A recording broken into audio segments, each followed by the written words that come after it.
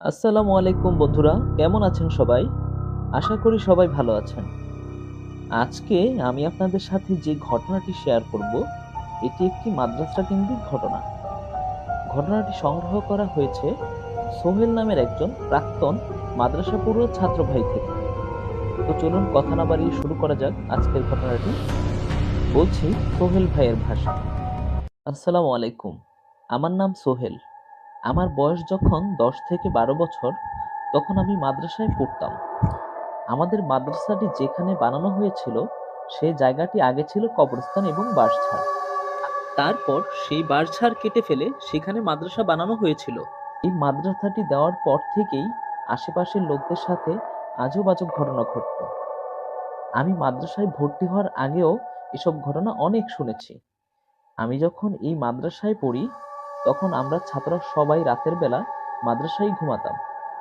মাদ্রাসার ভেতরে একটি মসজিদ আছে, সেখানে সবাই ঘুমাতাম।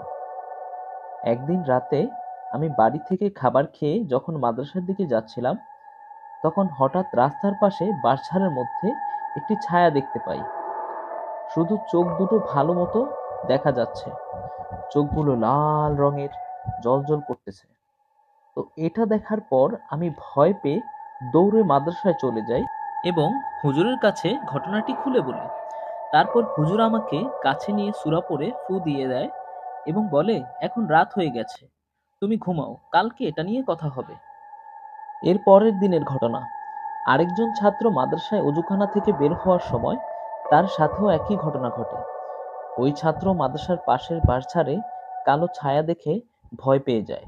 সে মাদ্রাসার হুজুরকে এসে ঘটনাটি বলার পর হুজুর ভাবলো যে, না, এটাকে তো এত সাধারণভাবে নিলে হবে না, এটা নিয়ে একটু গভীরভাবে ভাবতে হবে।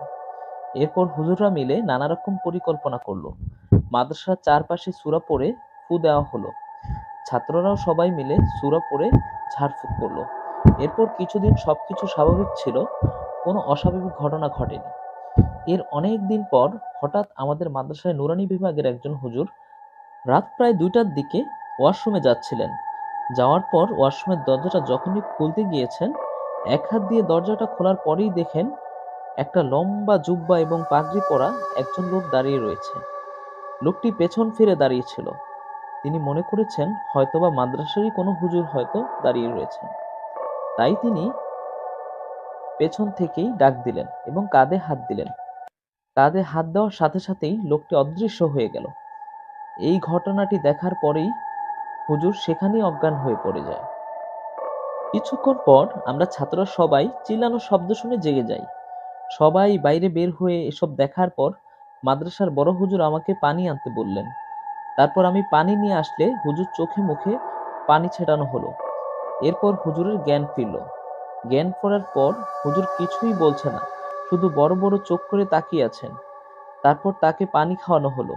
পানি খাওয়ানোর পর তিনি ঘটনাটি খুলে বললেন।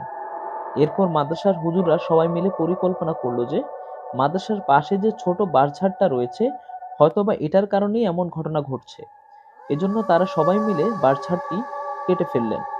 কিন্তু মাদ্রাসার অপর পাশে আরেকটা ঝোপ ছিল। এরপর থেকে আবার সেখানে এসব ঘটনা ঘটা শুরু হলো। একদিন একটা ছেলে ওই ঝোপের পাশ দিয়ে সাইকেল চালিয়ে যাচ্ছিল।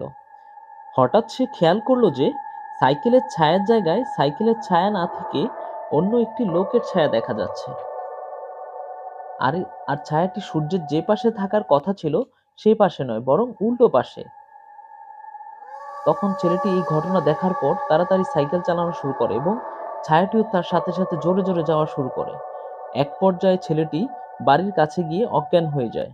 এসব ঘটনার পর এলাকাবাসী সিদ্ধান্ত নিল যে বাঁশঝাড়টি কেটে ফেলে সেখানে আবারও কবরস্থান দেওয়া হোক। তারপর কবরস্থান বানানো হলো এবং এরপর থেকে সেখানে আর কোনো ঘটনা ঘটতে দেখা যায়নি। সুপ্রিয় শ্রোতা বন্ধুরা, ঘটনাটি কেমন লাগলো আপনাদের তা কমেন্ট করে জানাতে কিন্তু ভুলবেন না। আরও নিত্য নতুন ভয়ের ঘটনা শুনতে the dark studio BD YouTube চ্যানেলটি সাবস্ক্রাইব করে বেল আইকনটি বাজিয়ে দিন। সবাইকে শুভরাত্রি জানিয়ে আজকের মতো এখানেই শেষ করছি। আল্লাহ হাফেজ।